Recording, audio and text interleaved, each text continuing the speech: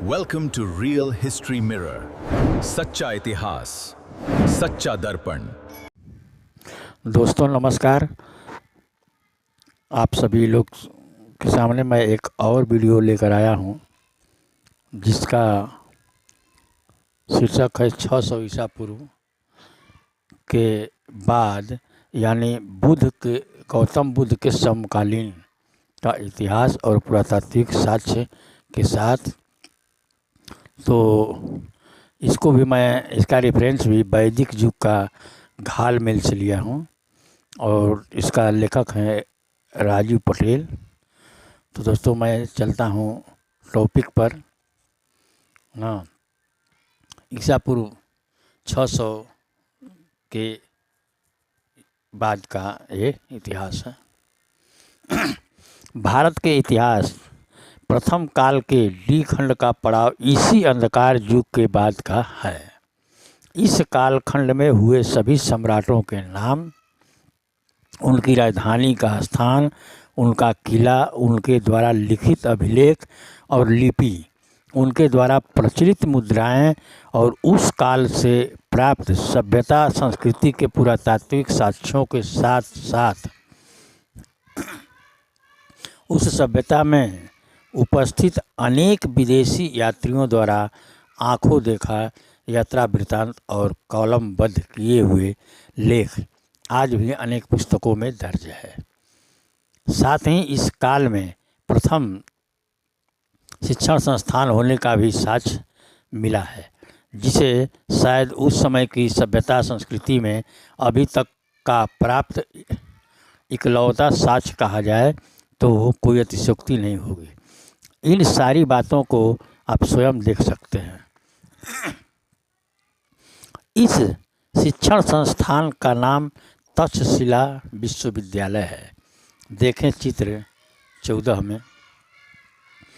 इस विश्वविद्यालय से प्राप्त साक्ष्यों के अनुसार उस समय भारत के अलावा अन्य देशों के विद्यार्थी भी विद्या ग्रहण करने आते थे, यहाँ आते थे। लेकिन इस शिक्षण संस्थान से वेद या वैदिक संस्कृति का कोई जुड़ाव नहीं दिखता। शिक्षण संस्थान था, अर्थात उस काल में विकसित लिपि भी अवश्य रही होगी। फिर भी उस काल का लिखित वेद या वैदिक साहित्य आज तक नहीं मिला है।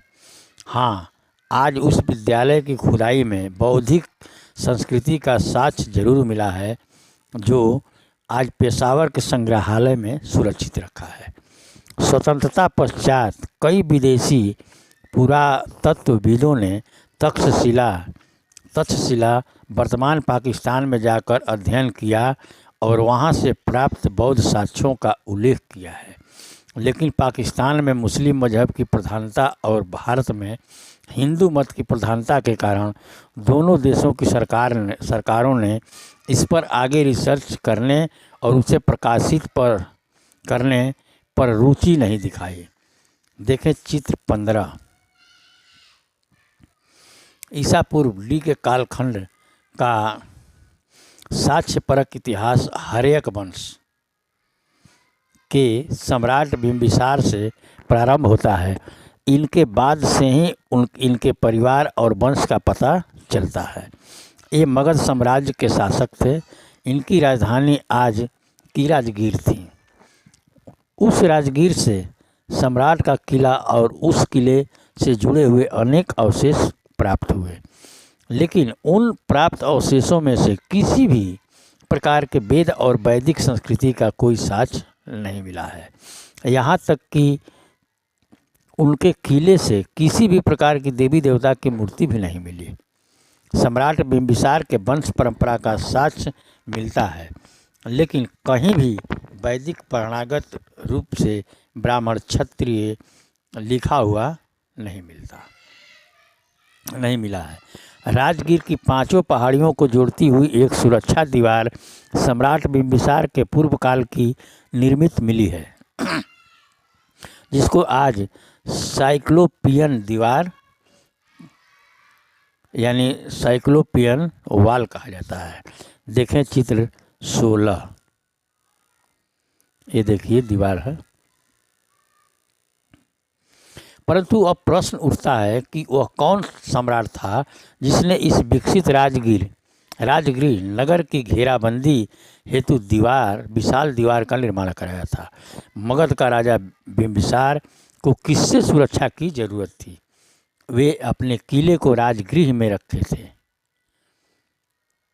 ऐसे कई सवाल हैं जो लोगों को अनुत्तरित करते हैं, लेकिन क्या कोई वैदिक श्रुति ज्ञान को प्राप्त करने वाले लेखक बता पाएंगे कि सम्राट बिंबिसार को किस सम्राट से सुरक्षा की जरूरत थी? शायद इस बात को आज वैदिक श्रुत ज्ञानी नहीं बता पाएंगे, लेकिन कलिंगम की खोज कुछ दिन और भारत में होती तो शायद उस अंधकार युग वाले वैदिक काल में से पर्दा हटाते हुए उज्जवल बौद्धिक युग का प्रकाश जरूर फैल जाता। लेकिन दुर्भाग्यवश अंग्रेजों के जाने के पश्चात प्राचीन भारतीय इतिहास की सच्चाई को जानने का कार्य धीमा हो गया। शायद आज भारत में मनुवादी लोगों को बौद्धिक उजाले से डर लगने लगा था, जिसकी वजह से वैदिक अनुयायी लोग आगे के सभी उत्खनन को बंद के कगार पर लाकर खड़ा कर दिए हैं। इसका फायदा उठाते हुए आज के मनुवादी लेखकों ने उस अंधकार युग में अपने आप को स्थापित करते हुए बगैर कोई साक्ष्य प्रमाण के वैदिक सभ्यता को सर्वश्रेष्ठ घोषित कर दिए हैं, जो सरासर तथ्यहीन है। 5 पहाड़ियों को जोड़ती हुई साइक्लोपियन दीवार पूरे राजगीर नगर को सुरक्षा प्रदान करती थी। यह मिस्र की वास्तुकला के जैसी विशाल चूने के पत्थर से निर्मित दीवार है। मौर्य सम्राट से पूर्व की निर्मित यह संरचना आज नष्ट होने के कगार पर है, लेकिन इसका साक्ष्य आज भी सम्राट बिंबिसार के काल की भव्यता को दर्शाता है। सम्राट बिंबिसार के किला अवशेष के पास ही एक पहाड़ी पर गुफा मिली है, जिसे स्वर्ण भंडार गुफा कहते हैं। इस गुफा के अंदर पत्थरों पर शंख लिपि में लिखा हुआ कुछ मिला है, जिसे आज तक पढ़ा नहीं जा सका। देखें चित्र संख्या 17। तो दोस्तों देखिए दीवार पर जो लिखा हुआ है 17 में, इसको आप देखिए। उस समय भी पहले पढ़ने की प्रथा थी, यानी तक्षशिला में पढ़ाई हो रहा था। यानी सम्राट बिंबिसार से पूर्व में भी लिखने पढ़ने की पद्धति मौजूद थी, परंतु इस काल के भारत में कहीं भी वेद वैदिक ऋचाएँ या मंत्रों का कोई भी लिखित साक्ष्य नहीं मिला है। फिर भी भारत के वैदिक अनुयायी इसके पूर्व काल को वैदिक काल कहते हुए उसमें प्रयुक्त वेद और वैदिक ऋचाओं को आज प्राप्त कर लिए, लेकिन इस काल की साक्ष्य वाली बातों को किसी श्रुति स्मृति से प्रस्तुत नहीं कर पाए। आखिर क्यों? क्या आपको लगता है कि गंगा नदी का पानी हिमालय पहाड़ से चले तो सीधे बंगाल में ही दिखेगा? बीच के राज्यों में उस गंगा नदी के पानी का कोई दर्शन ही नहीं कर पाएगा क्या? सम्राट बिंबिसार को गौतम बुद्ध का सबसे प्राचीन प्रश्रयदाता के रूप में जाना जाता है। उत्खनन से प्राप्त साक्ष्यों द्वारा आज स्पष्ट हो गया है कि सम्राट ने महामानव गौतम बुद्ध को दान स्वरूप अपनी सुंदर और रमणीक बांसों वाली वाटिका प्रदान की थी। पूर्व काल में बांस को पाली भाषा में बेण कहा जाता था। इसी वजह से उस बांसवारी की वाटिका को बेणु वन के नाम से आज भी प्रसिद्धि प्राप्त है। चित्र संख्या 18 में देखा जा सकता है कि ये बेणु वन है। बेणु वन एक कृत्रिम जंगल है जो बिहार के नालंदा जिले में अधिसूचित क्षेत्र राजगीर में स्थित है। यह बांस का जंगल कभी राजकीय उद्यान हुआ करता था। सम्राट बिंबिसार ने यह बिहार खास तौर पर भगवान बुद्ध को उपहार में दिया था, ताकि श्रद्धालु आसानी से उनके दर्शन कर लाभ प्राप्त कर सकें। इसलिए वेणुवन को विश्व का पहला बौद्ध विहार होने का गौरव प्राप्त है। महावंश के अनुसार वेणुवन राजगृह में व्यवहार पर्वत की तलहटी में नदी के दोनों ओर स्थित था। इसे मगध सम्राट बिंबिसार ने गौतम बुद्ध को समर्पित कर दिया था।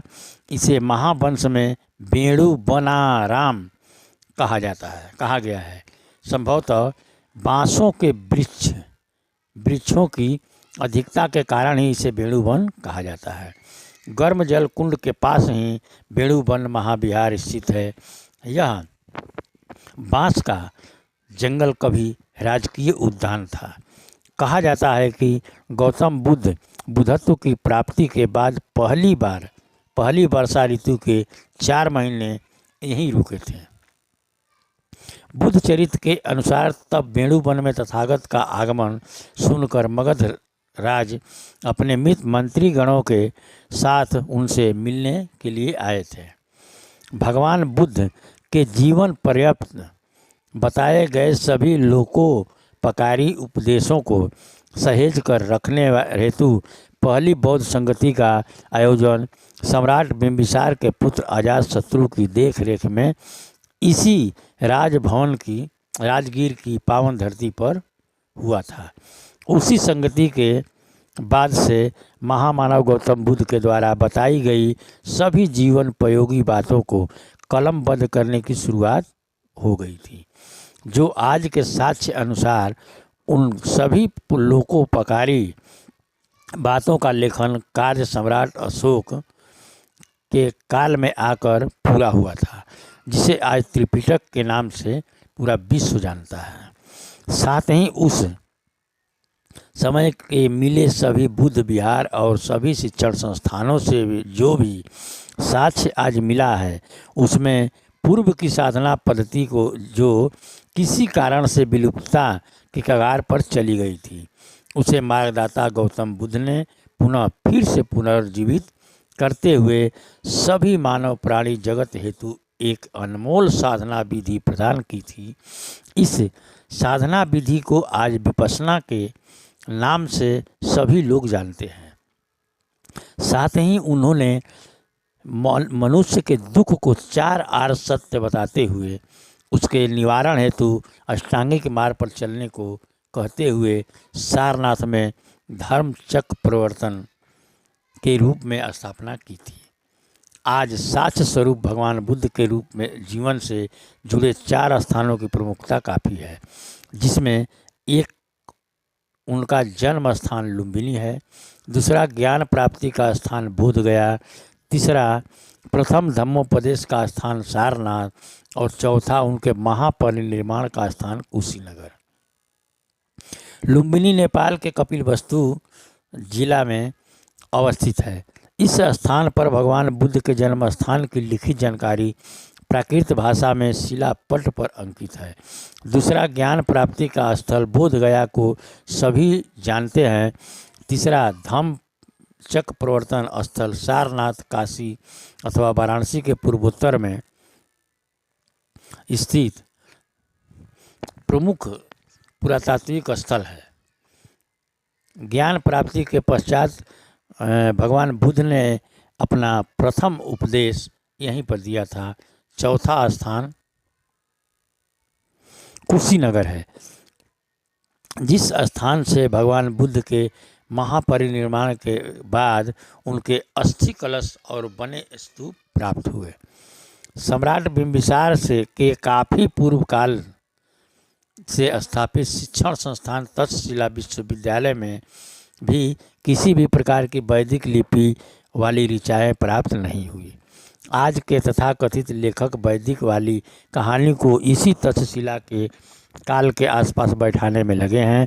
उस तक्षशिला के आसपास हुई खुदाई में भी बहुसंख्यक रूप से स्तूप से जुड़ी हुई सभ्यता संस्कृति का साक्ष्य मिला है। अब आप लोग को तो आज पता ही है कि स्तूप किस संस्कृति की पहचान है। यानी गौतम बुद्ध से पूर्व भी भारत की सभ्यता संस्कृति प्राकृतिक गुण धर्म वाली स्वभाव से चलने वाली संस्कृति थी। इस समय तक किसी भी प्रकार के स्थापित वैदिक सभ्यता या वैदिक इच्छाओं अथवा देवताओं को अपने अधीन करने वाले वैदिक मंत्रों का साक्ष्य नहीं मिला है। फिर भी शैव और वैष्णव पंथ के देवता का अनुष्ठान कैसे होता था, आज यह एक यक्ष प्रश्न है। इस समय पर तक लिखने वाली लिपि का साक्ष्य चित्रलिपि और शंख लिपि के रूप में मिलता है और आज के मनुपुत्र और संस्कृत भाषा नागरी लिपि को उस समय बिठाने में लगे हुए हैं।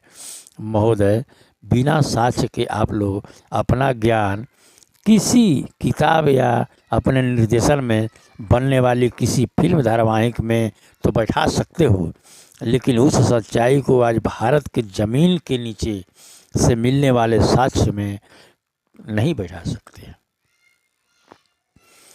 हर्यक वंश के बाद हुए शासक वंश का नाम शिशुनाग वंश है। इस वंश के संस्थापक शिशुनाग थे। इनके पुत्र का नाम कालाशोक था, जिनके शासन काल में बौद्धों की दूसरी संगति हुई थी। नाग राजवंश के बाद नंद राजवंश का शासन रहा, जिसका प्रमुख शासक पद्मानंद था। इस नंद वंश के बाद ही मौर्य का वंश का काल आता है। यहाँ तक कि सभी वंशों के राज्यों की राजधानी और उनके स्थान का पता चल गया है, लेकिन किसी भी खुदाई में वैदिक संस्कृति से मिली हुई कोई लिपि या वेद का मूल आधार चातुर्वर्ण जैसे शब्द का साक्ष्य प्राप्त नहीं हुआ है। फिर भी आज कुछ लोग मुख से पैदा होने वाली झूठी कहानी को अपनी कपोल कल्पित बातों से कहते नहीं थकते हैं। मौर्य काल बहुत ही स्वर्णिम एवं ऐतिहासिक काल रहा है। ऐसे तो इसमें कई प्रमुख कार्य हुए हैं, लेकिन इस काल में हुए दो कार्यों को विश्व का इतिहास कभी भूल नहीं सकता, जिसमें पहला कार्य भारत को विराट स्वरूप देते हुए इसका विस्तारीकरण करना और दूसरा कार्य है कि उस समय की सभ्यता संस्कृति जैसे सभी सांस्कृतिक साक्ष्यों और सभी राजकीय और गैर राजकीय बातों को लिपिबद्ध करते हुए विभिन्न प्रकार के अभिलेखों को मूर्त रूप देने की प्रथा की शुरुआत करना। इसके परिणाम स्वरूप भारत के मौर्य काल से पूर्व की चली आ रही प्रत्येक सूक्ष्म संस्कृति और ज्ञानवर्धक इतिहास की जानकारी उनके अभिलेखों के माध्यम से आज पढ़ने को मिलती है। मौर्यकालीन स्थानों के उत्खनन से साक्ष्य युक्त दृष्टि से 4 प्रकार की भाषा लिपि मिलती है। उनमें सबसे ज़्यादा साक्ष्य प्राकृत लिपि का है, भाषा लिपि का है। दूसरे स्थान पर अरमाइक और खरोष्टी है और कुछ जगह से इनका अभिलेख यूनानी भाषा लिपि में भी मिला है, लेकिन इनके काल में भी कोई भी वैदिक भाषा या लिपि का मिलना नहीं हुआ। इससे आपको कुछ समय में समझ में आता है कि यह अभी मनुपुत्रों के द्वारा बैठाई गई दिमागी परिकल्पना में जीवित है। सबसे अहम बात है कि उस समय तक जो भी लेखन कार्य हेतु जिस वस्तु का प्रयोग होता था वह बिल्कुल मिटने या विलुप्त होने योग्य नहीं होती थी। यानी कि एक बार कोई कुछ लिख दे तो समझो कि वह मिटाने से भी नहीं मिटने वाली होती थी। मौर्य काल में लिखवाए गए सभी अभिलेख आज संग्रहालय में सुरक्षित मौजूद है। उसे आप भी देख सकते हैं। मौर्य काल के 3 प्रकार के प्रचलित नाम वाले अभिलेख मिलते हैं, जिनमें पहला स्तंभ लेख, दूसरा शिलालेख और तीसरा गुफा लेख।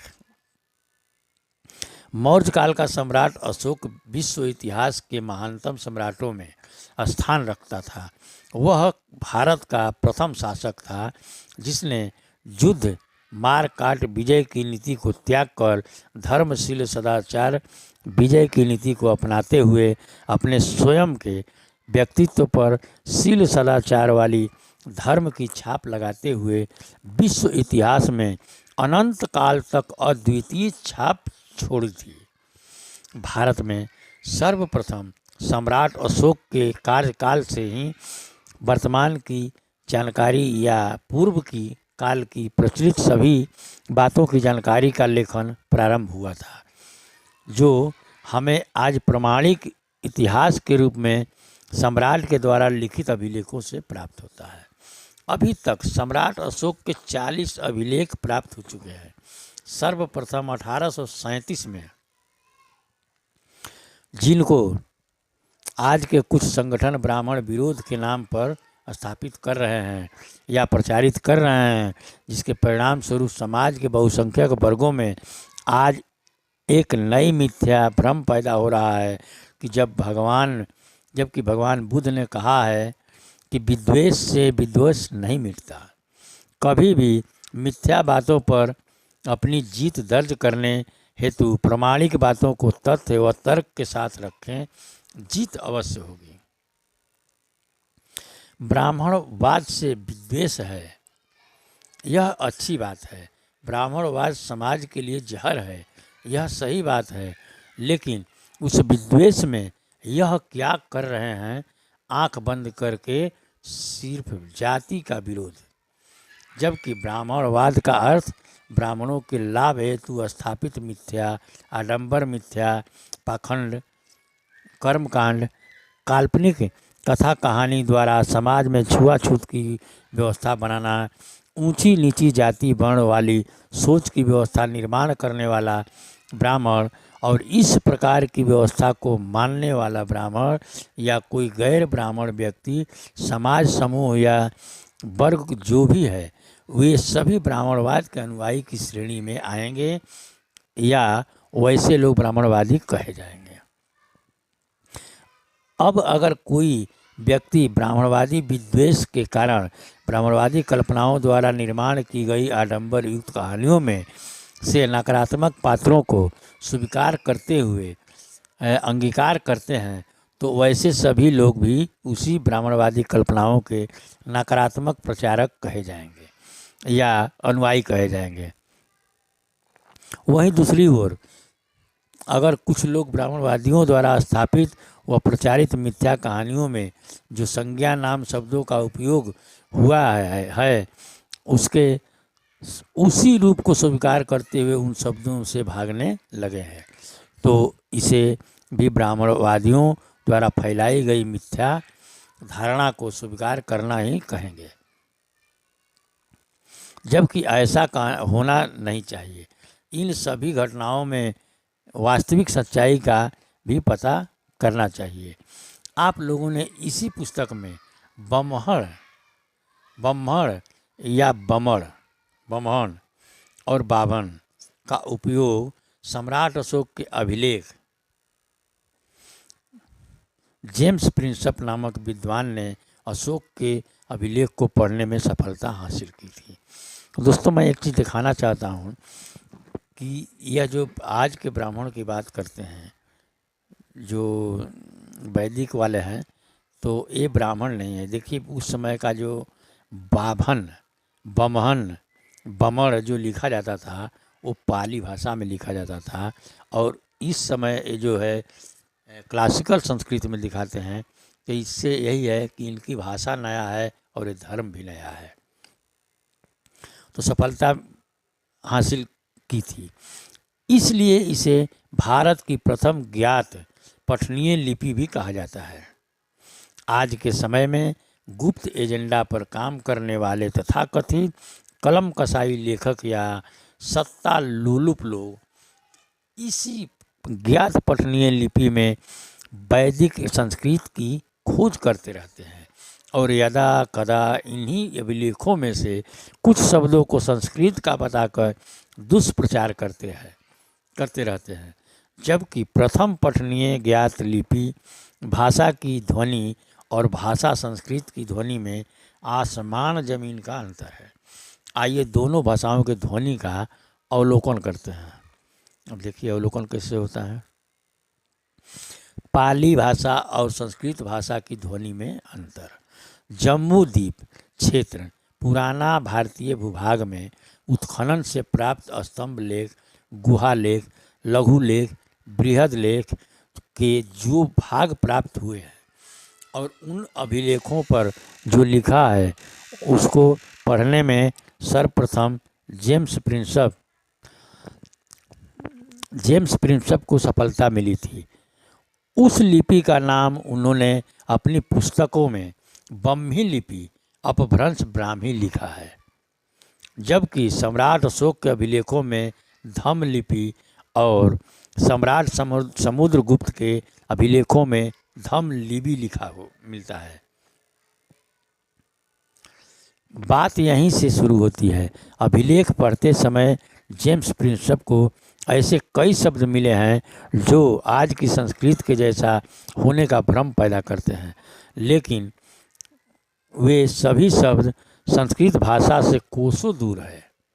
जैसे अभिलेखों से मिले कुछ शब्द रख रहा हूँ। ब्रह्म, ब्रह्मी, ब्रह्मण, भगवतो, उक्कर्ति आदि।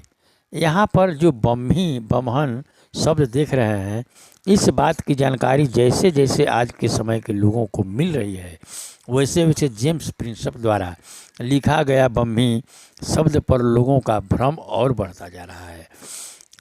ऊपर से इस भ्रम पर खास कर बैठे संगठन के लोग कुछ ज़्यादा ही भ्रमित दिखते हैं, जो ब्राह्मणवाद के विरोध के नाम पर दूसरी अंधभक्ति को स्थापित करने में लगे हुए हैं।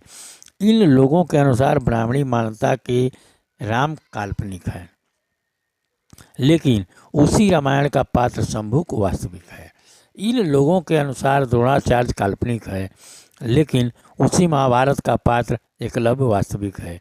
इन लोगों के अनुसार दुर्गा नामक महिला काल्पनिक है, लेकिन महिषासुर नामक पात्र वास्तविक है। ऐसे अनेक मिथ्या ब्राह्मणवादी कथा के नकारात्मक पात्र हैं। और सम्राट समुद्रगुप्त के अभिलेख में देखा होगा, जिसको चित्र संख्या 19 और 20 में देख सकते हैं। इस बमहन या बाभन शब्द का अर्थ पाली शब्दकोश के अनुसार विद्वान होता है, यानी समयक काल में जो भी विद्वान होते थे उन्हें बमहन कहा जाता था, जो एक गुणवाचक उपाधि मात्र थी। उस समय आज की जैसे पीढ़ी दर पीढ़ी जातिवाचक ब्राह्मण कहलाने की परंपरा नहीं थी। उस समय अपनी स्वयं की योग्यता के आधार पर कोई व्यक्ति विद्वान बनता था और फिर अपनी गुणवत्ता के आधार पर उपाधि प्राप्त करता था, और उसका स्वयं का पुत्र अपनी अयोग्यता की वजह से अविद्वान यानी सामान्य व्यक्ति बन जाता था, तो उसका संबोधन सामान्य गृहस्थ, मजदूर, कारीगर जैसे नामों से होता था। कोई व्यक्ति सामान्य ज्ञान से भी नीचे चला जाता था, वैसे व्यक्ति को अनाड़ी कहा जाता था। आज वही अनार्यों संस्कृत में अनार्य बना है। 9वीं सदी के बाद जब समयक काल का रूपांतरण ब्राह्मणवादी काल में होने लगा और उस ब्राह्मणवादी काल का समुत्पाद सामंतवाद की वजह से समाज में जाति वर्ण का निर्माण होने लगा, तो धूर्त वर्गों ने पूर्व काल के इसी ब्राह्मण शब्द को अपने जाति वर्ण के नाम पर चिपकाया था, यानी अपने समाज का जाति नामकरण पूर्व के श्रेष्ठ शब्द ब्राह्मण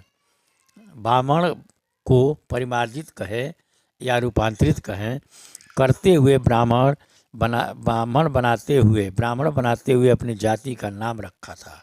रूपांतरण शब्द का उपयोग इसलिए कर रहा हूँ कि धम्म लिपि ब्रह्मी लिपि के अनुसार ब्राह्मण शब्द गुणवाचक होता है, जिसको सामंत काल में कुछ धूर्त समूह के लोगों ने अपनी जाति नाम के लिए संज्ञा नाम बनाते हुए इस शब्द को संस्कारित भी किया है और इसके व्यंजन के स्थानों की जगह बदल दी है, जिसमें दो बदलाव स्पष्ट रूप से दिखते हैं।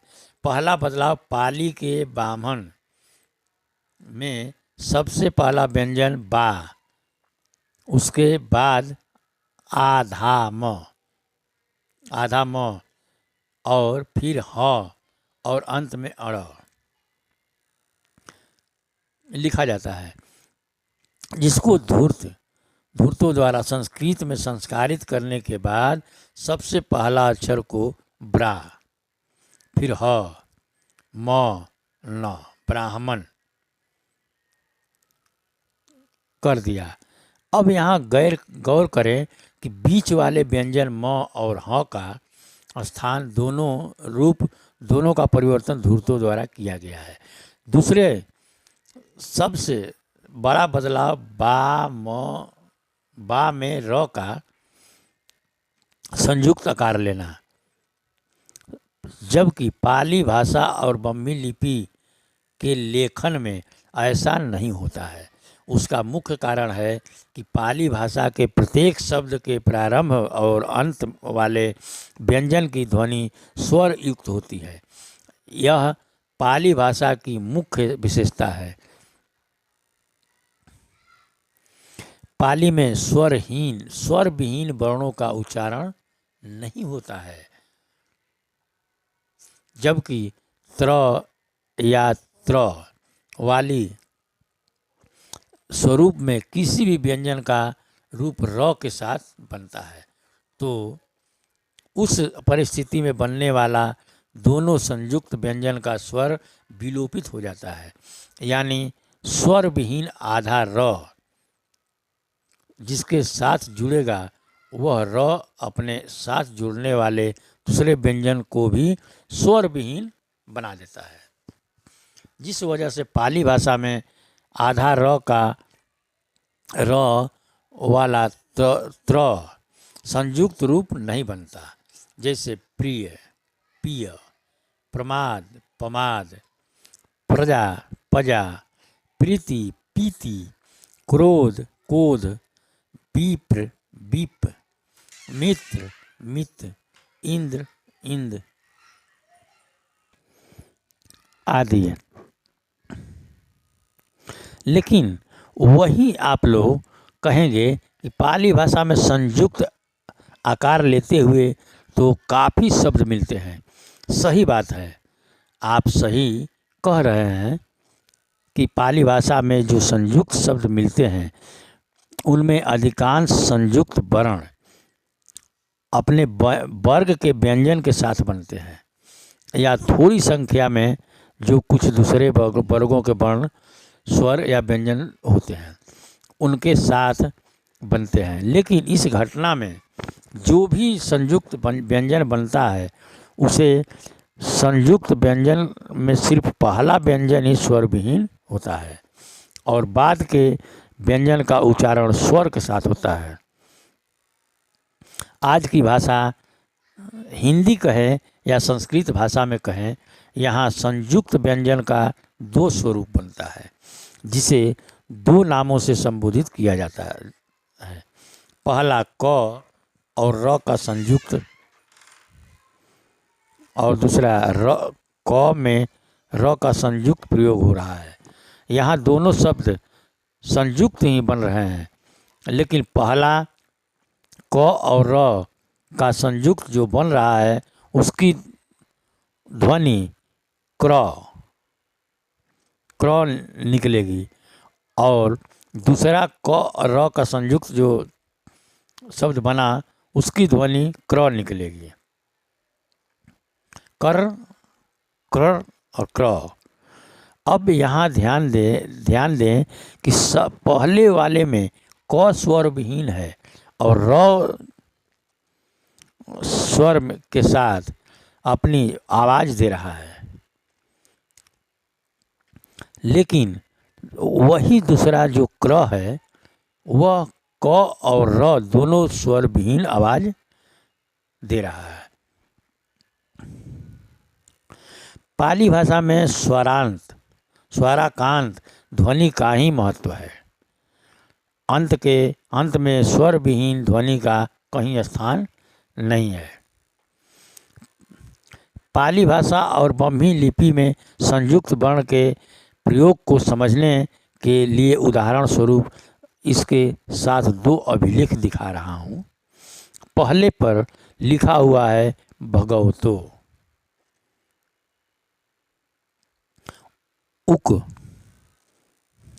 उक्रांति, भगवतो उक्रांति लिखावट को गौर से देखें। चित्र संख्या 21, चित्र संख्या 21 में देखिए, ये है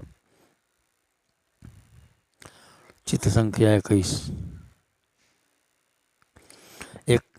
21 में भगवतो उक्रांति, जिसमें भगवतों के बाद पहला उ, उसके बाद क और र का संयुक्त है, परंतु इसे आज की भाषा लिपि की लेखनी में देखने की आदत कहें या पढ़ने की आदत कहें, दोनों में से जिसका भी प्रभाव कहें, उस प्रभाव के कारण ब्राह्मी लिपि में ऐसे लिखित शब्दों को क में र का संयुक्त यानी क्र पढ़ने की गलती लोग कर देते हैं, या धूर्तता बस लोग क में र का संयुक्त वर्ण बनाकर क्र पढ़ने की आदत बना देते हैं, जबकि यह क में र का संयुक्त बनकर कर बनता है। उस अनुसार इसकी ध्वनि उक्रांति होगी। पाली में जितने भी संयुक्त शब्द बनते हैं उनका उच्चारण देखें। शाक्य मुनि, चित्र संख्या 22, देखिए शाक्य मुनि ये लिखा हुआ है।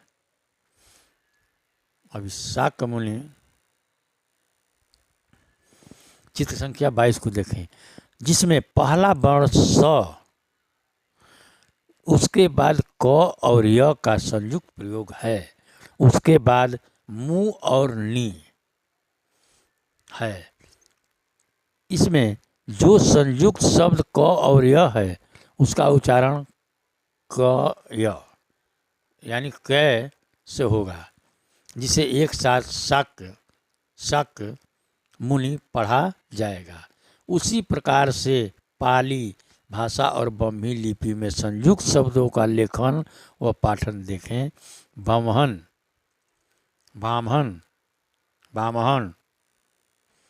ब्रह्म या नमो तस् भगवतो अरहतो सम्मा संबुद्धस्य दुख समुदाय अर्ये सच पंचशील अष्टशील पटिच्च समुत्पाद धम चक पवतन आदि। यहाँ जो संयुक्त शब्द दिख रहे हैं वे सभी संयुक्त होने के बाद भी सबों के अंतिम वर्ण की ध्वनि स्वराकांत है, जबकि संस्कृत में ऐसा नहीं होता। वहाँ शब्द के अंतिम वर्ण की ध्वनि संयुक्त होने की वजह से स्वर विहीन होती ही है, और अगर अंतिम वर्ण संयुक्त नहीं है और फिर भी उसे स्वर विहीन करना है तो उसके लिए संस्कृत में विशिष्ट चिन्ह हलंत का आविष्कार किया गया। इस हलंत का प्रयोग हर जगह देखा जा सकता है। इस हलंत के प्रयोग से शब्द के अंतिम अक्षर की ध्वनि स्वर विहीन हो जाती है। पाली और संस्कृत भाषा के लेखन और पाठन में अंतर करने का सबसे सटीक पहचान यही हलंत और विसर्ग है। उसी प्रकार ब्राह्मी लिपि के लेखन में किसी भी व्यंजन के ऊपर र का बनना बनने वाला संयुक्ताक्षर शब्द नहीं बनता। उसका पहला कारण है कि ब्राह्मी लिपि के लेखन में शब्दों का स्वर बांधने की प्रथा नहीं होने की वजह से व्यंजन की आकृति बदलने से है। और दूसरा कारण है कि शब्दों के ऊपर में र का संयुक्त बनने पर जो आकृति बनती है उसी आकृति अनुसार व्यंजन के ऊपर स्वर का प्रयोग किया जाता है। यानी दोनों परिस्थिति में शब्द का स्वरूप जरूर बदलता है। इस कारण र का ऊपर वाला संयुक्त प्रयोग नहीं होता। जैसे मार्ग, मग्गो को मार्ग बनाया गया है, पाली में मग्गो और हिंदी में मार्ग, हिंदी में आर्ज और पाली में अरियो, हिंदी में अनार्ज और पाली में अनारियो। दुर्लभ यहाँ दुर्लभ हो, निर्वाण और निबान, अरहत और अरहत, दर्शन और दसन, सर्व और सब आदि। फिर पाली के ब्राह्मण में और आज धूर्तों द्वारा निर्मित ब्राह्मण के अर्थ सही लिखावट में अंतर होने के बाद भी उससे भागना कैसा। यह तो सम्राट अशोक और सम्राट समुद्रगुप्त के अभिलेख में लिखा हुआ मिला है। बात विद्वेष से भागने की नहीं है और बात विद्वेष की वजह से किसी वास्तविक सच्चाई में से मुख मोड़ने की भी नहीं होनी चाहिए, बल्कि दोनों परिस्थितियों में सच का डट कर सामना करना चाहिए और लोगों को सच्चाई से अवगत भी कराना चाहिए। उसी प्रकार की बात यहाँ लिपि के नामकरण की भी है, जिसमें लिपि की लिखावट ब्राह्मी और ब्राह्मी में म और ह का स्थान परिवर्तन से लेकर ब में र का संयुक्त रूप से संस्कारित करने का मामला भी है। सम्राट अशोक और समुद्रगुप्त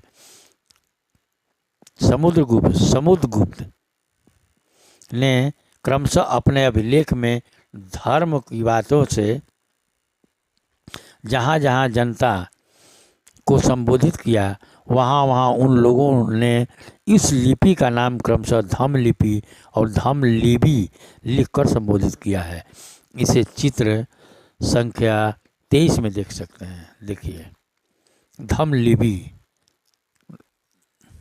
लिपि और चित्र संख्या 24 में धम्म लिपि। देखिए, ये जो है धम्म लिपि है और ये 24 वाला धम्म लिपि है। धम्म लिपि देखें। अब यहाँ एक बात पर ध्यान दीजिए कि समयक काल में धर्म और धम्म गुण स्वभाव लक्षण को कहा जाता था, यानी जिसका जो गुण होता था, जिसका जो लक्षण होता था उसे उसका धर्म कहा जाता था। अब जब लेखन का गुण स्वभाव लिपि है तो उस लिपि का नाम धम्म लिपि ठीक ही तो रखा गया है। लेकिन अंग्रेजी विद्वानों द्वारा जितनी भी पुस्तकों का लेखन हुआ है उन सभी पुस्तकों में इस धम्म लिपि का नाम ब्राह्मी लिपि लिखा है, जिसको आज के कलम कसाई लेखकों ने उस ब्राह्मी को संस्कारित करते हुए ब्राह्मी कर दिया है। इस घालमेल से आप लोगों को अवगत कराता हूँ। पुनः आप सभी को सम्यक काल की संस्कृति का अवलोकन करना होगा। सम्यक काल के समय प्रचलित भाषा अनुसार ब्राह्मण या ब्राह्मण का अर्थ विद्वान होता है। यहाँ तक कि आप लोग सहमत हैं। उसी ब्राह्मण से एक और शब्द बना हुआ है ब्रह्म, कहा जाता है, जिसका अर्थ श्रेष्ठ होता है। उस ब्रह्म का अर्थ जानने के लिए सम्यक काल की कुछ घटनाओं को देखना होगा। सम्यक काल में भिक्षु संघ हेतु अनेक विहार थे, लेकिन उन विहारों में कुछ विहार ऐसे भी थे जो भगवान बुद्ध को सबसे ज़्यादा प्रिय थे, जिस वजह से विहार को भगवान बुद्ध का वर्षावास सबसे ज़्यादा बीतता था। जैसे सभी विहार को ब्रह्म विहार कहा जाता था। ऐसा क्यों?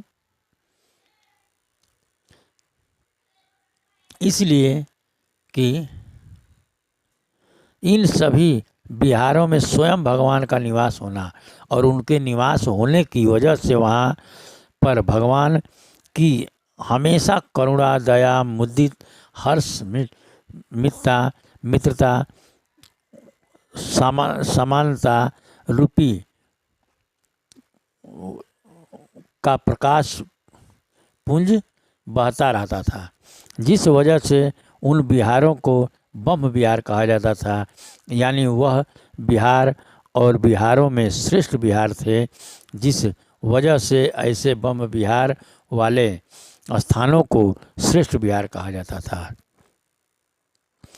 तो यह ब्रह्म का दूसरा एक और अर्थ समझने के लिए आप लोगों को भगवान बुद्ध द्वारा सभी भिक्षु और गृहस्थों के लिए बताई गई सबसे प्रमुख विद्या शील और शील की ओर ध्यान आकर्षित करना चाहूँगा, जिसमें पहले 5 शील और दूसरे 8 शील की चर्चा है। उस 8 शील में तीसरा शील अब्रह्मचर्या विकृत स्वरूप अब्रह्मचर्या हो गई। बेरमणि शिक्षापदम समाधियामि, इसमें जो अब्रह्मचर्या का अर्थ है अश्रेष्ठ जीवन जीना, मतलब श्रेष्ठ जीवन जीना नहीं, अश्रेष्ठ जीवन जीना। और बेरमणि शिक्षापदम समाधियामि का अर्थ इससे दूर रहने की शिक्षा ग्रहण करता हूँ। यानी श्रेष्ठ जीवन जीने से दूर रहने की शिक्षा ग्रहण करता हूँ, भ्रष्ट जीवन जीने से दूर रहने की शिक्षा ग्रहण करता हूँ। यानी यहाँ भी ब्रह्म का अर्थ श्रेष्ठ है। तीसरा एक उदाहरण त्रिपिटक के खुदक निकाय में धम्मपद पुस्तक की गाथा नंबर 4 और 5 का उदाहरण दे रहे हैं। अता हवे जीता सेओ या चाइत्रा पजा अतद दंतस पोषस नीच संचत चारिणो। इसका अर्थ है अपने आप के मन एवं इंद्रियों का दमन करने वाले तथा निरंतर संयत आचरण करने वाले के लिए साधारण प्रजा को जीतने की अपेक्षा अपनी इंद्रियों को जीतना अधिक श्रेष्ठकर है। देवो न गंधवो न मारो सह बामहड़ा जित अपचितं कैरा तथा रूपस जंतुनो। ऐसे पुरुष के अर्थ है इसका, ऐसे पुरुष के इस अपूर्व विजय को न कोई देवता, अरहत, भिक्षु, न कोई गंधर्व राजा, न कोई मार, राग, द्वेष, तृष्णा तथा स्वयं ब्रह्मा यानी श्रेष्ठ विद्वान भी पराजय में नहीं बदल सकते। इन सब साक्ष्यों से यह स्पष्ट हो जाता है कि ब्रह्म शब्द गुणवाचक है, जिसका अर्थ श्रेष्ठ होता है। जैसे भगवान बुद्ध, तथागत, आचार्य या आज का शब्द डॉक्टर, प्रोफेसर, मास्टर, अभियंता और वकील जैसे कई शब्द गुणवाचक हैं। इन सारे शब्दों का महत्व, इनका उपयोग ऐसे गुणवत्ता वाले व्यक्ति के ऊपर किया जाता है जैसे बुद्धत्व की प्राप्ति के बाद ही किसी को बुद्ध कहा जाता है। तथागत यानी तथ्यता का पालन करने वाले, को ही तथागत कहा जाता है। आचार्य आचार्यों का संबोधन भी अच्छे आचरण का पालन करने वाले को कहा जाता है। उसी प्रकार शिक्षा के क्षेत्र में चिकित्सीय डिग्री या विद्या वाचस्पति यानी डॉक्टर ऑफ फिलोसफी के उपाधि धारक को ही डॉक्टर, विश्वविद्यालय या विश्वविद्यालय के अध्यापक को ही प्रोफेसर, स्कूलों में पढ़ाने वाले को मास्टर, शिक्षा के क्षेत्र से अभियांत्रिक या और न्यायालय में किसी अन्य व्यक्ति की ओर से वक्ता बनने की उपाधि प्राप्त किए हो, वैसे ही व्यक्ति को अभियंता और वकील कहा जाता है। अब यहाँ ध्यान दें कि यह गुणवाचक नाम बिना गुणवत्ता के किसी व्यक्ति को रख दिए जाए तो क्या वैसे व्यक्ति में इन शब्दों वाली गुणवत्ता आ जाएगी? उसी प्रकार इस बम शब्द पर समाज में जो धारणा संज्ञा नामवाचक के रूप में किसी अज्ञात पात्र के नाम को लेकर बैठी है, तो पहली बात वैसे पात्र भी की धारणा ही भ्रामक और साक्ष्यहीन है। यही दूसरी बात कि अगर किसी ने किसी कहानी के पात्र का कोई गुणवाचक नाम रख भी लिया तो क्या वह उस पात्र के अंदर के गुणवाचक नाम जैसी गुणवत्ता का साक्ष्य मिला है? आज अगर वर्तमान समय की भी बात करें तो कोई व्यक्ति अपना नाम गुणवाचक वकील रख ले तो क्या सही में उसमें वकील वाला गुण दिखने में को मिल जाएगा? नहीं ना। आज बहुत से लोग गुणवाचक संज्ञा नाम रखे हुए ठग लुटेरा भी मिल जाएंगे, इनका क्या करेंगे? उसी प्रकार ब्रह्म संस्कारित नाम ब्रह्मा नाम के शब्द का संबंध सिर्फ मिथ्या कथा कहानी द्वारा फैलाए गए दुष्प्रचार से है। अगर उस मिथ्या दुष्प्रचार वाले नाम को सही मानकर सजग और जागरूक लोग भागते हैं तो यहाँ वैसे लोगों की हार मानी जाएगी, क्योंकि धर्म विद्वेषी ब्राह्मणवादी शक्ति भी तो यही चाहती है कि मेरे द्वारा रची गई मिथ्या या लिखी गई काल्पनिक कहानी को लोग छोड़कर भाग जाएं या स्वीकार कर लें। दोनों ही परिस्थितियों में मिथ्यावादी कलम कसाई अपनी जीत मानते हैं। कलम कसाई को सिर्फ तथ्य व प्रमाण से डर लगता है। तो आइए मिथ्यावादी कलम कसाई की आईना दिखाए ना। तो दोस्तों वीडियो बहुत लंबा हो गया, तो आप लोग इस पर विचार कीजिएगा। जो पुस्तक में जितना हमारे लेखक रिसर्च करके बताए हैं, लिखे हैं, उसको मैंने आप लोग सामने रख दिया। अगर यह वीडियो पसंद आई है तो आप लोग कृपया इस चैनल को लाइक, सब्सक्राइब एवं कमेंट करें। और दोस्तों कृपया अपना आप लोग ध्यान रखें। धन्यवाद। Welcome to real history mirror, सच्चा इतिहास, सच्चा दर्पण।